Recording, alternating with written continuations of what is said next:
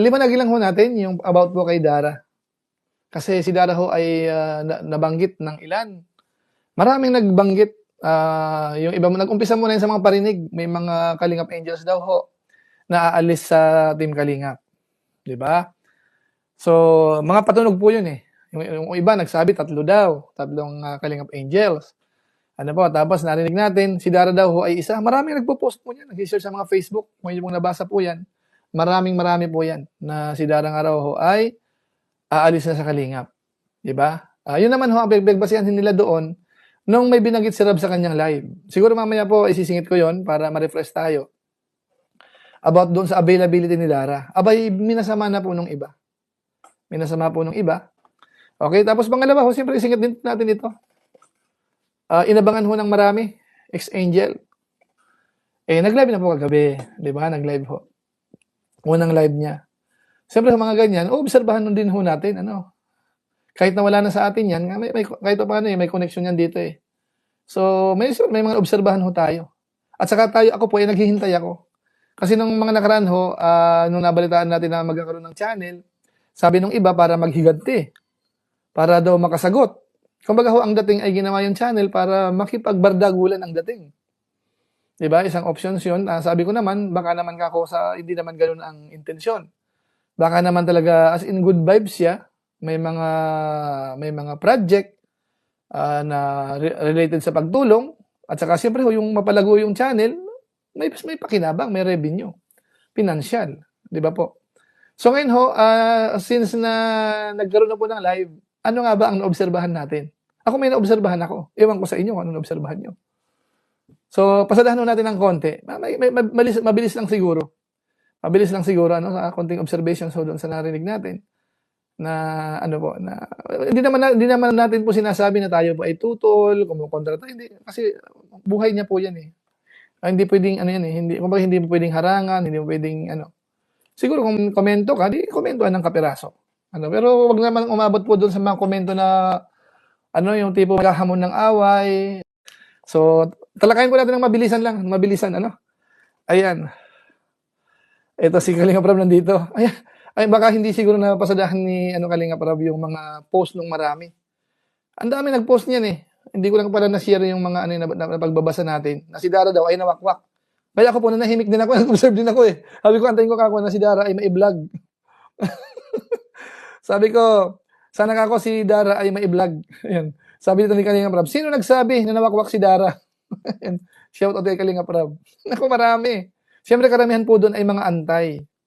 Ayun ang nila eh, yan ang gusto nila eh. 'Di ba? Yan ang doon sila masaya eh. So pag-usapan natin 'yan. Okay, so start na tayo Sa mga nasa iba't ibang bansa naman ho, magandang araw, magandang gabi. Bandang Middle East po, bandang Western part, bandang Asia, lahat ho. Magandang araw, magandang gabi po sa lahat po ng naaabot po ng ating vlog ngayon. Itong YouTube natin sa ngayon. Maraming salamat po sa inyong lahat. Okay, start na po tayo. Sige, unahin natin po si Dara muna. Unahin muna natin si Dara siguro. Kasi ako po hindi tayo magtatagal. Kasi kukunin ko po sa inyong naobserbahan eh. Observations ko, i-discuss natin mamaya. Observations ko, observations ni Bopil, observation nyo. Mamaya ng konti. Kasi mamaya makatulong eh. Di ba? Mamaya makatulong eh. Kung hindi naman, wala namang problema sa atin. Ito muna kay Dara muna tayo. Kasi po, nung nakaraan, kailan na, mga few days ago, una muna ho kasi may last week pa, may nagpatunog na po dyan na may 3 Kalingap Angel na aalis. Pero ayaw naman pangalanan. Hindi ko alam kung tandaan nyo kung sinong mga reactor naglabas po niyan. Okay?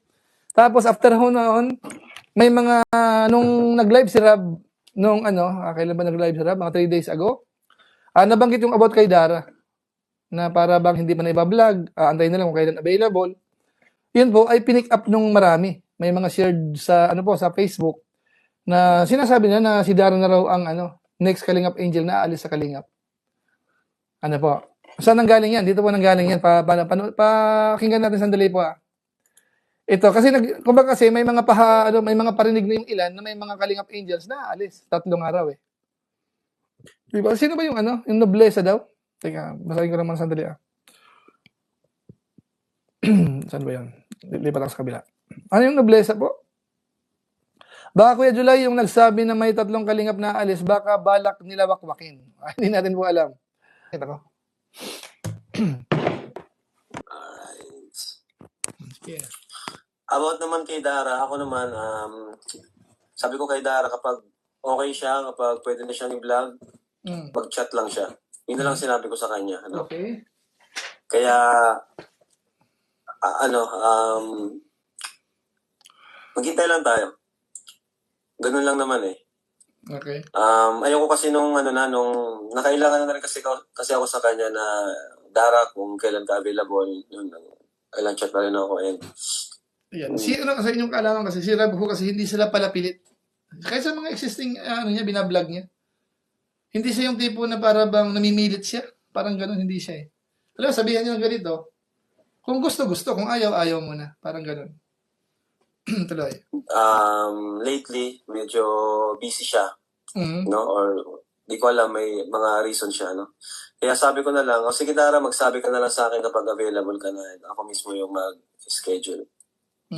Ito naman ay ginagawa ko para sa mga naghahanap sa kanila. Kasi, sa totoo lang, di naman ako, hindi ako na mimilit kapag busy. Okay lang kapag wala nung problema sa akin. Kasi, priority ko talaga yung talagang kailangan yung tulong natin. Diba? Tama. Kasi ibig sabihin kapag di ka pwede or di ka available, ibig sabihin, kumbaga, meron ka kahit pa paano na panggastos. Parang gano'n, di ba? Gano'n naman yun eh. Pero kapag kailangan mo talaga, kahit pa may mga lakad ka or may mga rason ka, talagang ka talaga na magpapablog ka talaga, di ba? Kasi kailangan mo. Kaya ako, ganun, pag available ka, magsabi ka na lang sa akin. Okay. Kaya sa mga naghahanap kay Dara, wait na lang natin siya kung kailan siya available kasi busy talaga siya nitong mga nakaraan.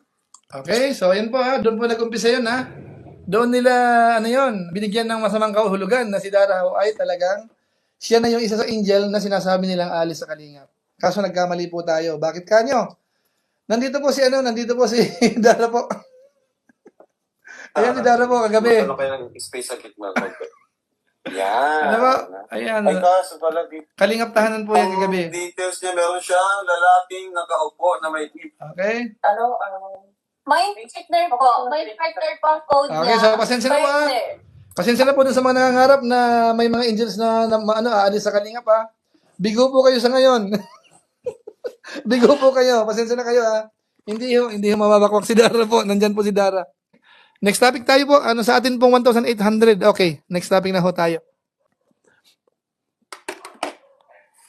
Di ba nung after ho nung mga balibalita, yung mga tulpo, kung ano nung issue, hindi ko nababalikan lahat to yun, yun nga po, nabalita nagkaroon na nga po ng channel. Di ba? Kaso nga lang ho, ilang araw din, linggo, na may channel nga, pero wala namang upload, hindi active. Di ba? So, inaabangan ng marami yun. So, kagabi, gumalaw na siya. May live siya. Di ba? May live siya, tapos may maiksi pa. Bagamat nung unang kasi, hindi ko naman po yun kasi alanganin yung oras nun Napanood ko po yun, umaga na So, nung nakita ko siya, kasi ano ka kung live to? Parang walang nagsasalita. Forward ko, walang nagsasalita. Tapos may natsempuhan ako, meron na. So, yun pala, kumbaga ho, konti-konti lang yung sinasabi doon. May sasalita, tapos hihindo. Salita, hihindo. Pero yung mga highlight po noon, nakuha ko naman halos. Nakuha ko po yung part noon. Ngayon, ang ko po dito, mga kabayan po natin, kasi ito yung napag-usapan natin nung siguro 2 weeks ago, more or less. May nagsabi kasi, base sa comment din, na may tinuturo doon sa kampo nila, na kaya daw ho ginawa yung channel para makapaghiganti, para magkaroon ng boses. Yung tipong tipong ang dating ay yung parang makikipagtunggali, parang ganun.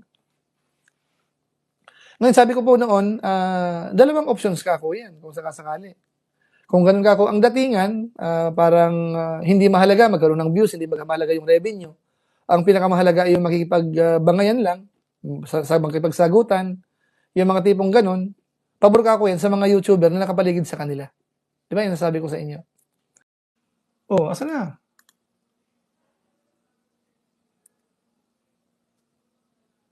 po tayong dapat ikahiya sa pagiging labandera. Kasi marangal na po yung trabaho.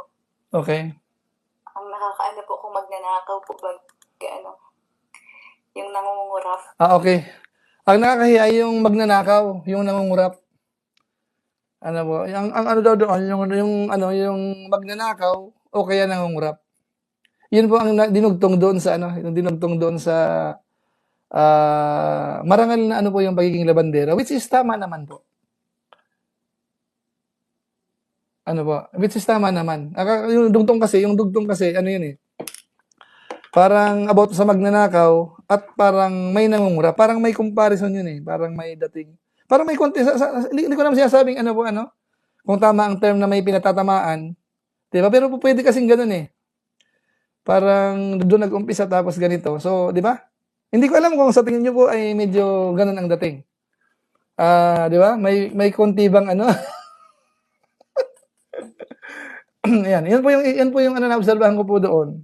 So kaya nasasabi ko, may pagkakonting mild siya. May pagka-mild siya na maaaring medyo makipag-anuhan. Palaban. Sa in short, palaban, parang ganun. Okay? Tapos bukod po doon, may isa naman po diyan yung dito po yung reaction ni Bopil eh. Eto na nga po, at ayan makikita nyo, no? First live ni Beyonce kagabi, madaling araw.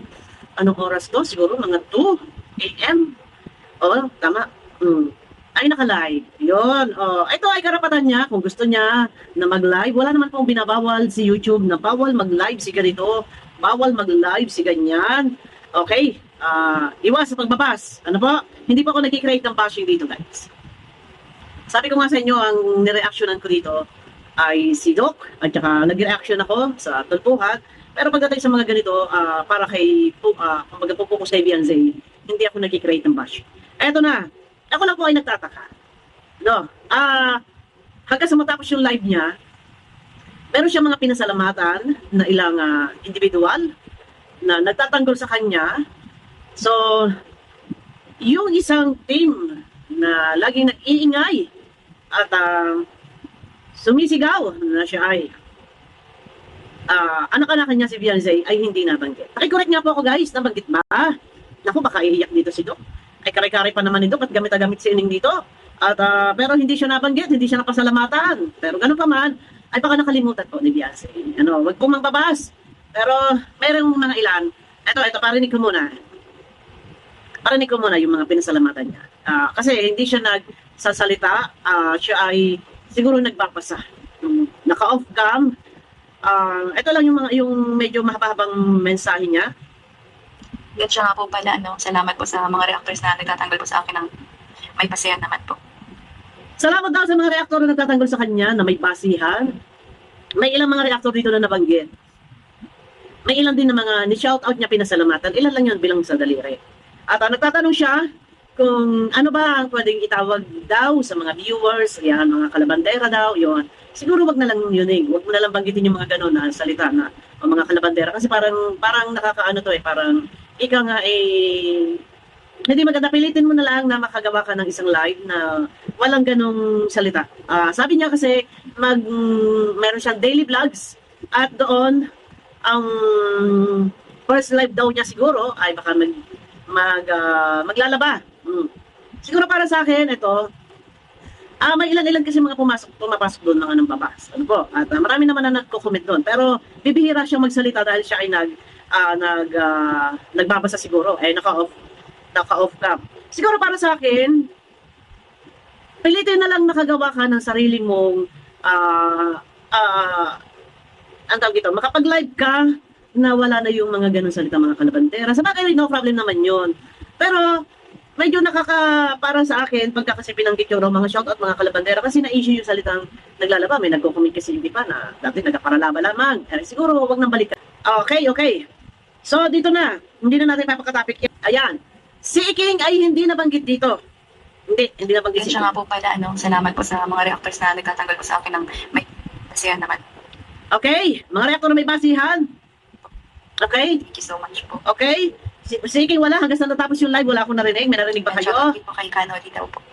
Yung pinasalamatan niya, sila Kanoli, sino pa? si Cel TVPH, sino pa? Si Mang Rene, napasalamatan niya, si Kapeso, napasalamatan niya dito, at shout out niya yung mga ibang individual dito, mayroong ilang bilang lang sa daliri. Vlogs. Okay? Kay Kuya Kapeso po. Yun. Wala siyang nabanggit na Dr. Lab at wala siyang nabanggit na Team Guapa. Wala rin siyang nabanggit na pangalang Reze. So paano to, Iking? Hindi nga raw pinasalamatan si Mang Iking. Kasi narinig ko po kasi doon si Kapisot at saka si Canoli. Di ba? Eh siyempre doon pa lang po sa comment section, makita niyo po doon, kung baka nagbubunyi yung mga antay doon eh. Para bang ang dating ay ito na ang boses ng magpapaano sa Kalingap. Matatawa ka na lang talaga, no? Para bang ang dating sa pag-YouTube ho, parang ganun lang kadali. Alang, na yan, putok na yan. Ano, basta naunobserbahan ho natin dito, kumbaga yung mga antay ho talaga, ay nagbubunyi. Saka, kumbaga kasi, siya naman ho kasi talaga, parang nandoon na, lahat ng binanggit niya, puro doon sa antay eh. Ano? Ito, huwag mamasamayin kasi yun ang totoo eh. Yun ang narinig natin eh. Yun ang obserbahan natin eh. Kumbaga ho yung, yung mga pinapakitaan niyang kaalyado niya ngayon, halos lahat antay.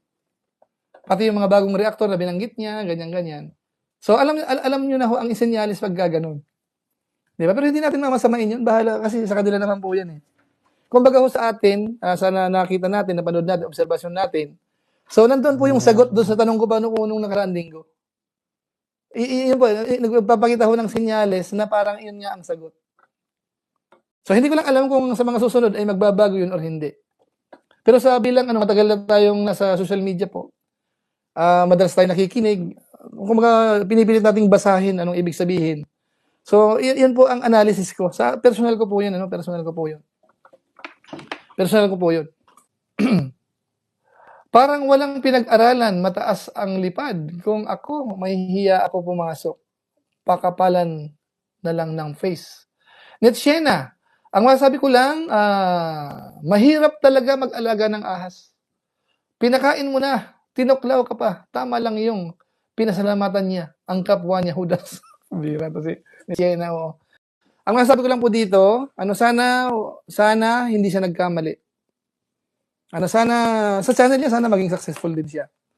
Pero ang nag-aalala po ako dito, sana hindi siya nagkamali na ang mga nilapitan niya ay mga anti-kalingap. Sana hindi siya nagkamali. So, tandaan niyo po yan ngayong araw, itong binanggit po natin. Titingnan po natin sa paglipas po ng mga panahon.